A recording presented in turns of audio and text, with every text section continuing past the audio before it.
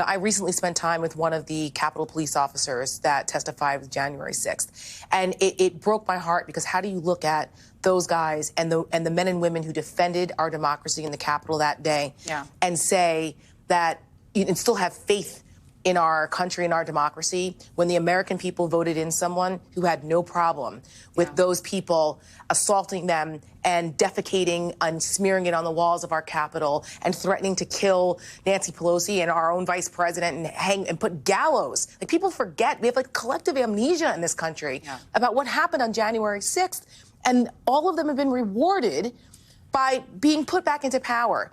And it should not be okay. There are millions of Americans who are not okay with this. And they need to express that. And the Democrats need to also show collective anger. If the Democrats are, they're the ones that are immediately in the pathway of letting Donald Trump do everything he wants to do and letting these people do it. They've got to make it more difficult. They may not be empowered directly, but they can still make it more difficult and fight for the tens of millions of Americans who are not okay with this. And can I just say very quickly, because, you know, on January 20th, when this inauguration happens, to your very good point, and on January 6th of next year, you know, I do think about it, and I've gotten to know some of the Capitol Police officers and the Metro Police officers as well, personally, and I think about them just going to Walmart or Home Depot and having to run into the people who tried to kill them.